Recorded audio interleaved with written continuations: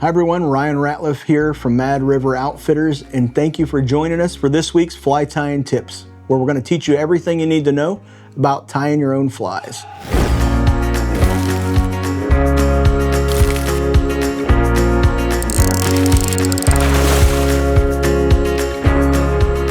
Welcome back to Fly Tying Tips. My name is Ryan Ratliff.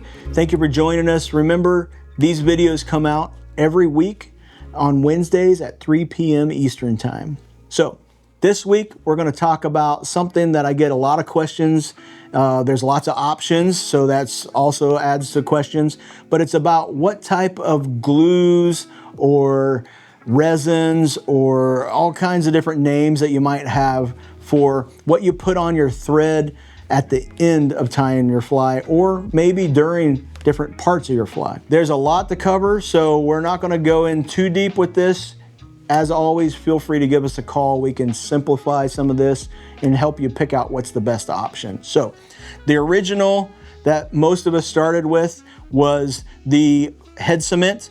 So the head cement is kind of what you might read in some old books of varnish in the old specifically in like salmon flies, but it's not necessarily varnish. It is a glue, but this stuff is alcohol based. Some of them are water based. This specific one is like an alcohol based.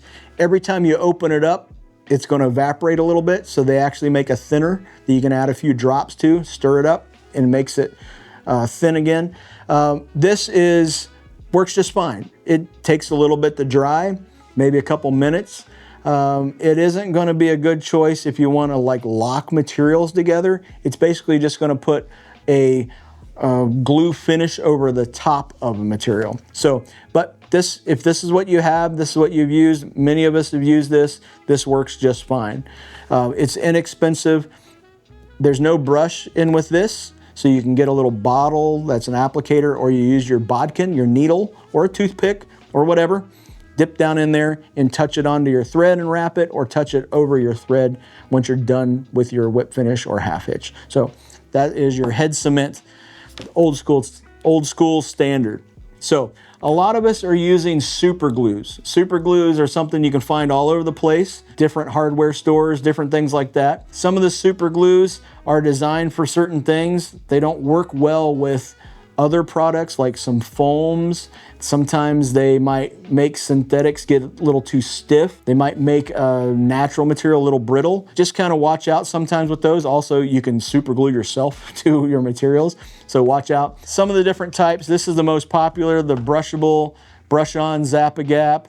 Zap-A-Gap has been used for many different things, from models to just repairing toys, repairing all kinds of different things, but that is basically a brushable version of super glue. Zap-A-Gap has a product called Z-Mint. Z-Mint is a product that they worked with Wapsi, the fly distributor company, fly tying material company, and that just has a little bit slower cure time, and it is a great option.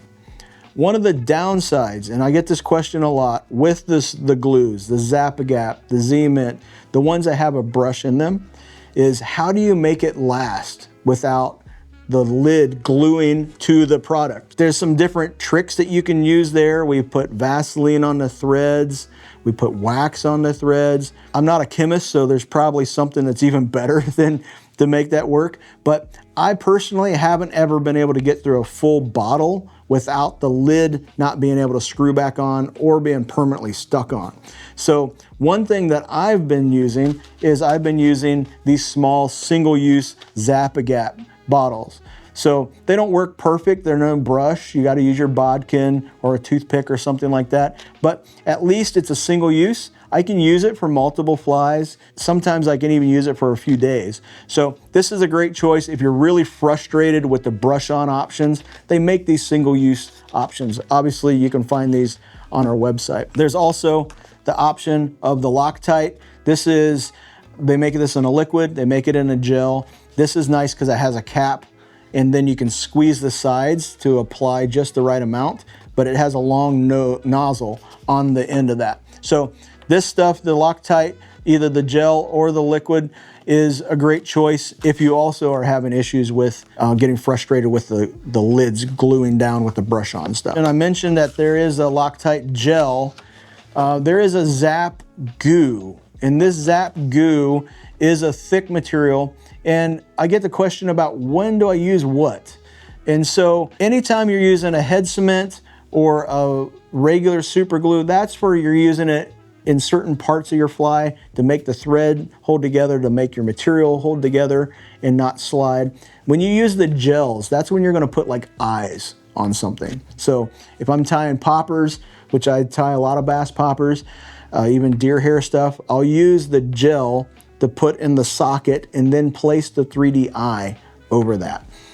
And then that really holds very well. So that's when you would use a gel. I wouldn't use a gel on the head of a fly. So that's what you use gels for. So the other thing that's super complicated, and I get lots of questions about, well, what about this resin, this UV resin? So Loon has been one of the staples here in the shop for a long time. They come out with these big bottles. They have smaller bottles too.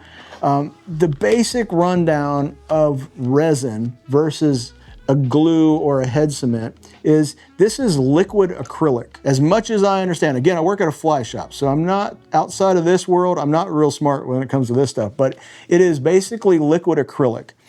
Once you turn on the UV light, or torch, sometimes we call it generically a torch. Once you turn that on, it solidifies that resin and turns it into a plastic. If you want to use it like a head cement, then you would want a thinner viscosity. If you want to maybe coat over a head or build up layers, then you would use a thicker viscosity. So there's many different types of options out there from different brands, Solarez, Raid Zap, Loon, all kinds of different ones. We're here to help you kind of explain and walk you through each one of those. But the most important thing when it comes to resin is that make sure that you get the most expensive light you can afford. So this isn't a sale gimmick that I'm trying to sell you something that's trying to get a few more dollars out of you.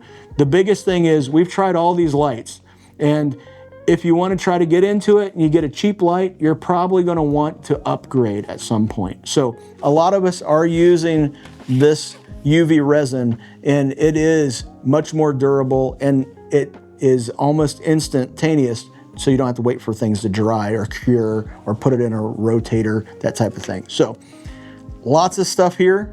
Again, give me a call, give any of us a call here at the shop. We're going to help you pick out the best for you. So make sure you like the video, leave us a comment, and we look forward to hearing from you about what kind of questions that you have when it comes to the glues and how to finish. Thanks for joining us this week. Look forward to seeing you next week.